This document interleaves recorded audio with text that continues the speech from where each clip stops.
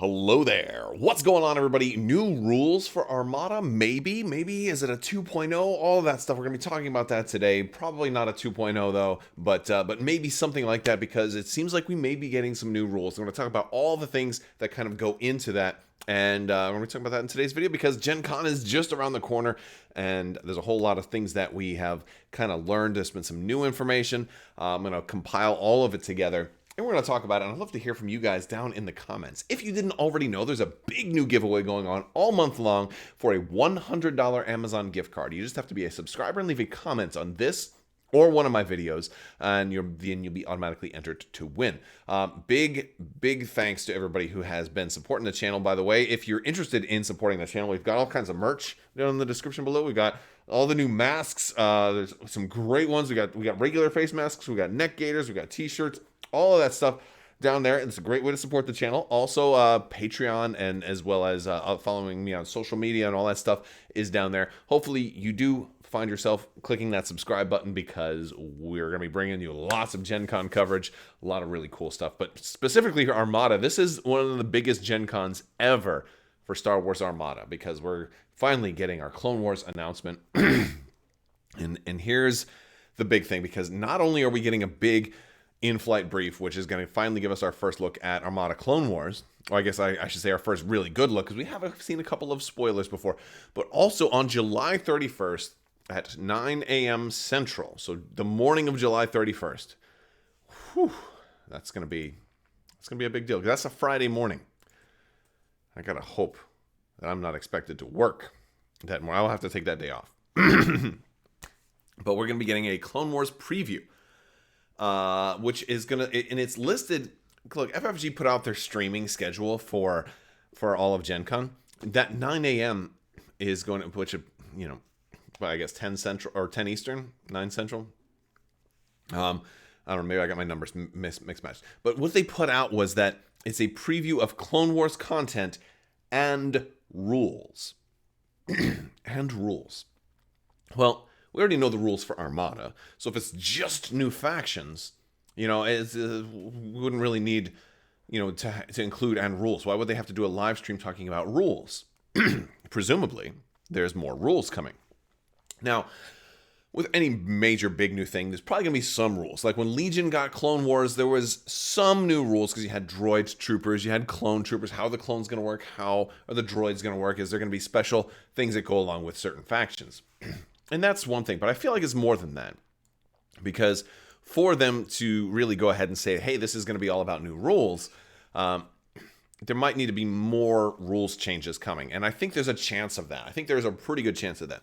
Now, I want to preface this with Armada's been in a pretty good spot. It's a very, very, very well-designed game. It's very well balanced. There are some things that are very, very strong, but not so much. Like, I don't feel like Armada is in a position where it warrants a second edition. Like, I think X-Wing kind of got to that point, but I feel like since X-Wing was Fantasy Flight's first big game, that blew up to the level that it was not their first, successful game, but it was their first, mammoth mega game, that it grew beyond its original concept design. And that's what kind of led to, like, all right, it's got so big now and it's done, 14 waves of stuff and all this other, so we need to have a second edition. So I think, Armada, having been designed much later in the lifespan of X-Wing, was able to kind of learn lessons from that, and so that's why there's so many improvements on newer games, and Legion too, for that matter. But Armada is probably a game that's going to get some. I think it's going to get some new rules changes because, well, look at Legion. Legion's had new rules changes. Now, Armada has had FAQ documents occasionally. We don't really get FAQ updates all the time, but we have gotten some FAQ, which stands for frequently asked questions, and like rules and errata type of things. All the games have had that. Armada's probably had less than just about everybody else, and it makes me kind of wonder what they're going to announce for here. Now, there's a couple of things that we do know. First off, we had gotten some card previews. One of them said clone only, and basically made it seem like it was going to be restricted to a certain faction, but it already had the faction symbol, so it didn't need to say clone only. So that's obviously one of the things that we're expect that makes me think, well, there's going to be new rules, because what does clone only matter if it's already a Republic only upgrade. So like there's obviously going to be a difference between some type of clone aspect to a ship or crew versus a Jedi aspect, maybe, and so that's really one of the things that's going to kind of factor into what makes something new. The second thing is going to be, why are the cards seem to be different size? That may not really be in the department of a rules change, but it does seem like the preview cards that we got, based on the icons and the spacing on where everything was at, it seems like they're switching to full-sized upgrade cards instead of the small mini-sized upgrade cards. But the other thing is, well, we're getting a dial expansion. We're getting a command dial, basically like out of all the leaks of everything that's coming out. In addition to an upgrade card expansion, there's also a dial expansion. So why are we getting dials? Is that somehow related to the new rules? Could the dials all be fundamentally changed?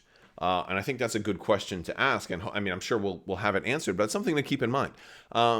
And I guess it leads into the question, how does the Force work in this game? Since that's presumably going to be a big part of the Clone Wars, because you had so many more Jedi, wouldn't they want to naturally include the Force into the game, since that's one of the big things that was a major inclusion into the game when they brought Clone Wars to X-Wing, is the Force. It was a whole new mechanics change. And are they going to do that here? I think you kind of have to. And one of the reasons for that is, a lot of people said, well, it's not fair to pit Clone Wars factions against the newer factions, because how could the Republic stand up to the Empire? How could the Separatists stand up to the Empire? How could they stand up, if one clearly came after the other? Well, if Imperial Star Destroyers and all the Imperial stuff was designed to be completely superior to the old stuff, because really that's what the Empire is, as an upgrade to the Republic, right? From a certain point of view. You will find that many of the troll truths we hold to depend very greatly on your own point of view. But yeah, I think the Force is kind of the answer, because while the Venators may not be able to go toe to toe with a Star Destroyer, if all other factors are equal, all other factors weren't equal during the Clone Wars, because you had Jedi in command, and that obviously is going to play an important part. Jedi commanders, Jedi officers, Jedi maybe boarding teams or things like that. All of that type of stuff has to, in my opinion, has to play some type of effect. And so obviously they can do things like that, because there are certain cards that are Jedi already in the game, like Luke Skywalker, Darth Vader, Ahsoka Tano, all exist in the game. But if they're going to add a new Force mechanic, how is that going to work? Also, if you are adding a new Force mechanic, does that mean that maybe you have to consider going back and changing certain other cards? Let's look at Luke Skywalker in an X-Wing, for example. Luke Skywalker does something very specific, but if he's supposed to have the Force now, do you maybe change him? Like, let's just say Force is a new command that you can do, right? Like maybe your commander can do, like your officers on board or whatever can do, engineering, navigation, whatever, but concentrate fire or squadrons. Maybe there's a fifth command, and that's a Force. Maybe it's a wild card, kind of like it is an X-Wing. You can spend it for whatever you want, or maybe it does something very specific. It'd be pretty cool if that was like a new thing. But maybe if that's going to be a new mechanic, do other cards need to be errated? Because that kind of it's a can of worms, really, going into card errata. Because if there ever was a time to do card errata, this would be it, wouldn't it? When you have an upgrade card pack coming. Perfect opportunity to say, hey, here's all the fixed versions of all of these cards, and not just changes to the Force, but there have been a couple of cards that have either been hideously underpowered or hideously overpowered, right? Who runs a Gladiator that's not Demolisher, right? Demolisher can attack after it moves. It breaks an entire aspect of the game. Maybe it's time for Demolisher to get a change that's still offensively firepowered, but not necessarily game-breaking. Same thing with Yavaris, right? Oh, the squadrons can attack twice. Well, that means every other squadron in the game has to be balanced against Yavaris as its worst case scenario, or at least for the, for rebel squadrons, right? So is it worth taking like a system of certain cards that are just kind of broken and just kind of errataing? Is that how you say the active version of errata? Errating? Anyway, changing cards. But it could be look how many versions of Darth Vader we have. If now we're adding the Force to the game, do we need to go back and change some of those versions of Darth Vader? Now, I still like the Darth Vader crew, but I also think he's incredibly useful, especially for only 1 point. And maybe he's a little undercosted. Also, the next question is, are we going to see a points adjustment with this? Look, every other game does points adjustments. Why doesn't Armada do a points adjustment? And if you're going to do errata, this is the perfect time to do it. And the thing is, they don't have to do a points adjustment that is physically printed on cards. I don't mind if they want to keep the physically printed versions as is for kitchen table play, and then just do a points adjustment that's strictly only for tournament play. I think that would be a great idea. That's what Legion does. Let the squad builders handle the new points. That's totally fine. But some cards just completely need a points adjustment. And I like Tarkin and Leia, and some are honestly maybe some of the commanders could be less than 20 points. Constantine should virtually be free. He's so terrible, right? Honestly, Constantine needs an entirely new errata. So you've got, I think Emperor Palpatine as a commander should be cheaper also. I think Darth Vader as a commander should be cheaper. Even though he's good, the fact that the mere existence of a Darth Vader officer that does almost the same thing for only 1 point as opposed to over 30 points, and it's not the same thing, but it's almost the same thing. Under certain situations, it's the same thing. It's certainly close enough that you definitely go for that option.